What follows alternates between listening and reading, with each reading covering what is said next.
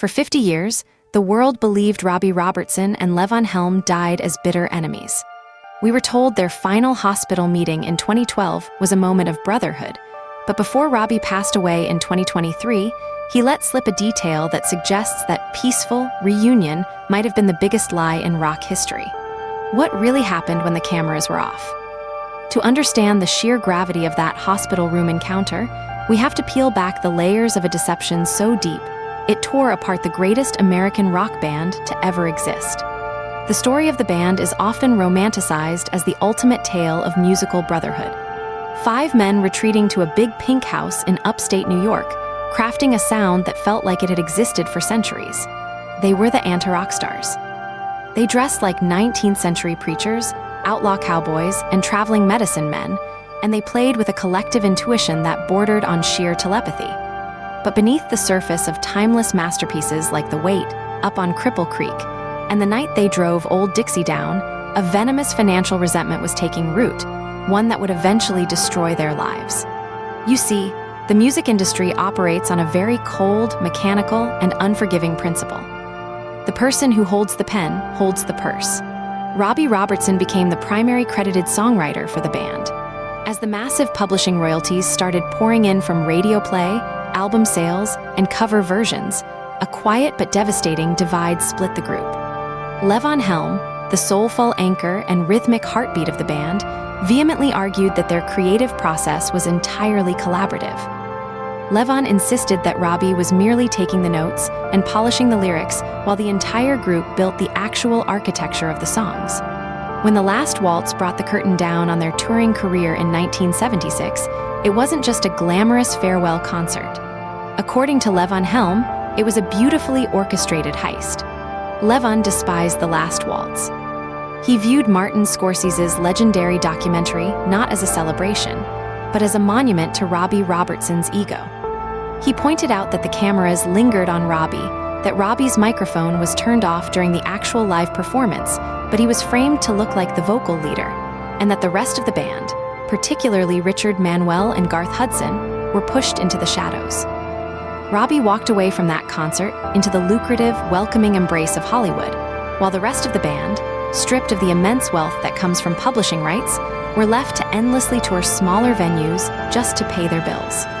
The bitterness fermented for decades, transforming a profound, once-in-a-lifetime friendship into a legendary blood feud. Robbie always maintained a completely different narrative regarding the collapse of their brotherhood. He claimed he was the only one disciplined and sober enough to actually sit down with a typewriter and do the grueling, solitary work of writing lyrics and structuring chords, while the others descended into devastating substance abuse and lethargy. From his perspective, he was desperately keeping a sinking ship afloat. He argued that he begged the others to write, but they simply wouldn't or couldn't. But Levon's reality was tragically different, and the financial disparity between the two men became impossible to ignore.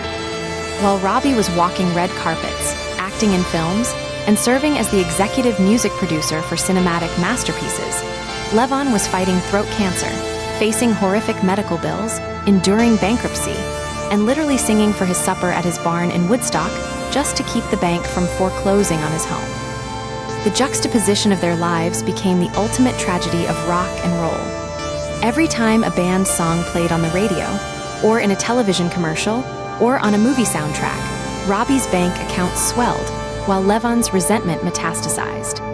When the band was inducted into the Rock and Roll Hall of Fame, Levon outright refused to even attend the ceremony because Robbie was going to be there. The silence between them was deafening, a decades-long Cold War fought in the pages of bitter memoirs and biting interview quotes. Levon's autobiography, This Wheel's on Fire, painted Robbie as a manipulative, calculating opportunist who stole the very soul of the group and abandoned his brothers when they needed him most. Robbie's own memoir, Testimony, portrayed himself as a long-suffering older brother trying to save his brilliant but deeply flawed friends from destroying themselves. They were two irreconcilable truths locked in an endless orbit of pain. And that brings us to the spring of 2012. The news broke that Levon Helm was in the final, agonizing stages of cancer. He was slipping away rapidly. The entire rock world held its breath, wondering if these two titans would stubbornly take their hatred to the grave. Then came the sudden announcement that Robbie had visited Levon at Memorial Sloan Kettering Hospital in New York. The press instantly ran with the story of a beautiful, tearful reconciliation, a closing of the circle, a final moment of peace. But hold on, stop right there. Because the heartwarming story the media sold you about that hospital visit is missing a devastating psychological twist. What if I told you that Levon Helm never actually forgave Robbie Robertson? What if that legendary, highly publicized reconciliation was entirely one-sided? A carefully constructed illusion that haunted Robbie until his own death in 2023. The truth about what actually transpired in that sterile hospital room is fundamentally darker than a simple, digestible story of two old friends making peace. The secret Robbie carried to his grave changes the entire legacy of the band, and it forces us to question everything we know about their legendary mythology. Here is the stark, uncomfortable reality of that highly publicized hospital visit. By the time Robbie Robertson finally walked into Levon's room, Levon was already unconscious. He was completely unresponsive. The great reconciliation that fans desperately wanted to believe in, the beautiful Hollywood ending to a bitter saga, consisted of Robbie holding the hand of a man who could not speak, could not open his eyes, and could not offer a single, solitary word of forgiveness. There was no tearful exchange of apologies. There was no final, knowing handshake to bridge the 35 years of deafening silence. Robbie sat there, looking at the frail, cancer-ravaged body of his former musical brother, projecting his own desperate need for closure onto a man who was already fading into the ether. In the immediate years following Levon's death, Robbie framed the visit to the press as a moment of profound spiritual connection.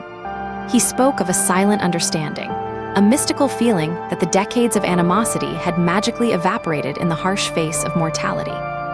He told journalists that he held Levon's hand and felt the Brotherhood return. But as Robbie entered his own twilight years, leading up to his passing in 2023, the facade of that comforting narrative began to crack under the weight of his own introspection. In his final interviews and the documentary Once Were Brothers, a profound, lingering melancholy emerged. The devastating realization began to set in that you cannot unilaterally manufacture absolution.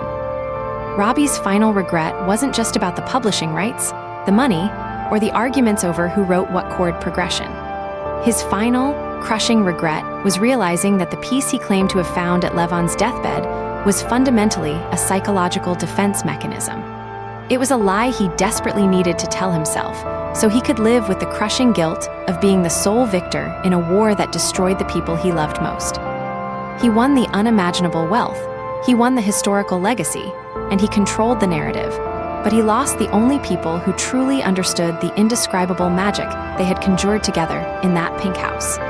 To fully grasp the agonizing weight of Robbie's realization, we need to rigorously examine the brutal, unforgiving mechanics of music publishing law that caused the rift in the first place. In the eyes of the legal system, a song consists of two things and two things only: melody and lyrics. The intricate, bouncing drum pattern that defines the groove, the heavily improvised, swirling organ fills, the impassioned, harmonious vocal delivery. Those are legally considered arrangements, not songwriting. When Levon Helm played that iconic, dragging the beat drum pattern on the weight, or sang with that swampy, authentic Arkansas drawl that gave the music its entire identity, he wasn't legally writing the song. He was just performing it. Robbie exploited this rigid legal definition to its maximum potential. He understood the ruthless business of music, the contracts, and the copyright laws, while the others only understood the soul of playing together in a room. But music is not a legal document. It is a living, breathing emotional entity. If you strip Levon's voice, his unmatched rhythm, and Garth Hudson's genius keyboard orchestrations out of those records, you don't have the band anymore. You simply have a collection of acoustic folk poems. Robbie spent 50 years trying to rationalize his absolute ownership of the catalog by pointing to the letter of the law, pointing to his solitary, frustrating hours with a legal pad and a guitar. But as the clock ticked down on his own life, those legal justifications felt increasingly hollow. The millions upon millions of dollars generated by those copyrights could not buy back the empty chairs at the table. The tragic suicide of Richard Manuel in 1986, deeply exasperated by his own financial struggles and loss of purpose, added an immense layer of trauma to the group's history. By the end, Robbie was the last man standing, an architect wandering through a brilliant, echoing mansion, haunted by the ghosts of the master craftsmen who actually built it with their bare hands. This isn't just an isolated tragedy unique to the band. It is the fundamental, recurring curse of rock and roll economics. Look at John Fogerty spending decades battling his own rhythm section and record label in Creedence Clearwater Revival, or the bitter, litigious feuds over songwriting credits that tore apart Pink Floyd. The visionary who understands the paperwork inevitably alienates the musicians who generate the visceral magic. But the Robertson and Helm dynamic is the most tragic case study of them, all because their entire musical identity was literally built on the aesthetic of inseparable, organic brotherhood.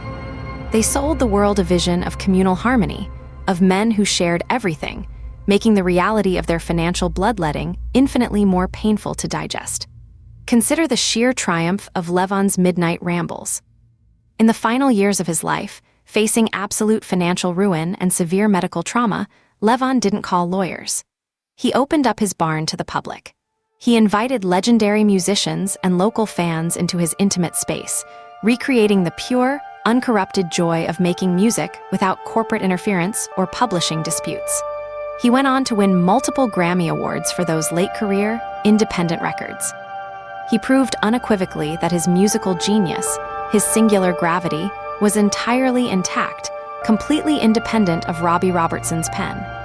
Those midnight rambles were a triumphant, joyous middle finger to the music industry structure that had marginalized him for decades.